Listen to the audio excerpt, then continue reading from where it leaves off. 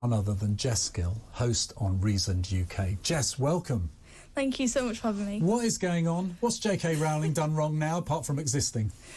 So in an attempt to boycott this amazing new game of Hogwarts Legacy, the trans rights activists, which aren't really about trans rights, they're anti-woman pretty much, they're throwing their toys out the pram, basically boycotting it, although even though, let's be honest, they're probably not going to buy it, insulting anyone, saying they're transphobic if they dare to buy this game, basically going on a rampage, criticising JK Rowling for the horrible crime of saying that women's only space are important. It's absolutely ridiculous. Again, correct me, but I was reading that the game is set to bust all records. So, you know, in many ways, people are voting with their wallets, aren't they, of what they think about these attempts to shut down, to close down JK Rowling, aren't they?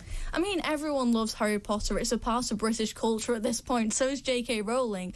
And I think this just shows the power of the women's rights movement, that even though the constant attacks on JK Rowling's character, you know, she's still going strong because people realise that this trans ideology is absolute nonsense, and Harry Potter is a really good series. I mean, personally, it was a big part of my childhood. There's pictures of me as a 7-year-old in a Harry Potter costume going to the making of Harry Potter. It was fantastic, and I'm sure loads of other people have that experience. And to try and cancel that part of British identity is so terrible, is so disgusting. I mean, I have to say, and it's not a thing you would normally expect, I'm very glad I'm not your age, your generation. I would really be thinking, what sort of world am I bringing myself up in? When, as we witnessed when I think it was Piers Morgan interviewed Rishi Sunak, he said words to the effect of, he said, "This is the hot political issue of the day, and I can't believe I'm having to say this," he said, when he asked Rishi Sunak to define a woman. I mean, it is extraordinary, isn't it? I mean, Rishi Sunak has only recently, you know, pretended that he cares about women's issues. You saw that in his campaign. But at least he came out and said it clearly, unequivocally. Isn't that something we should be pleased about? Because Keir Starmer can't do it. It's common sense, though. This shouldn't be the bare minimum. I know, but that's why we're in this crazy world.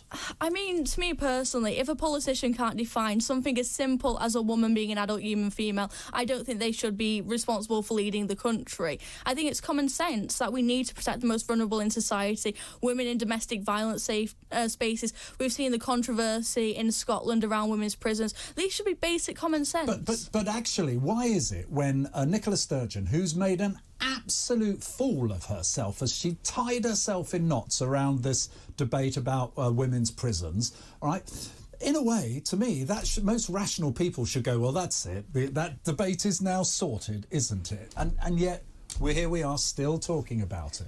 I mean, the average person just sees the whole trans controversy about tolerance and acceptance. You know, it doesn't really bother them to deny biological truth and just, you know, be accepting and put a pronoun badge on. But when they see the reality of that, which is biological men going into women's prisons, women's domestic violence centres... It's madness. It's madness. But yet, we're still having conversations around that. But what I don't quite understand is, why is JK Rowling the main go-to figure when it comes to debates about gender? And the vitriol and everything, I think, is just shocking. What is it about JK Rowling? Is it because she was so roundly condemned by her those people she made famous in the first Harry Potter film? I've forgotten their names and I really don't care. But what is it about JK Rowling that actually she draws the attention?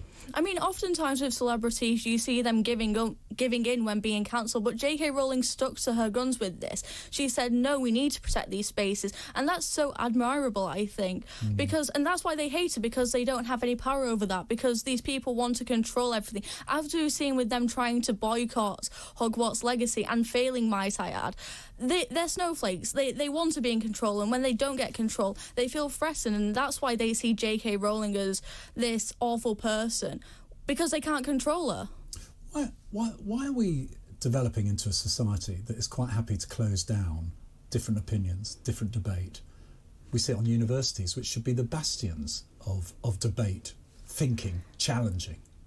I mean, I don't think this is a bottom-up issue. I don't think this comes from grassroots activism. I think it comes from things like the Gender Recognition Act, the Equality Act, which has enforced basically activists in every single sector of our society with diversity inclusion officers. I think this is where it's coming from. If you go around to every school, now students think that there are more than two genders and they can't define what a woman is. This is common practice. It's not just among the woke on Twitter. It's almost every single person who doesn't really pay attention to this stuff, because of course you want to be accepting to people. So you think, okay, maybe I should just accept their pronouns, but that's giving into not supporting biological reality.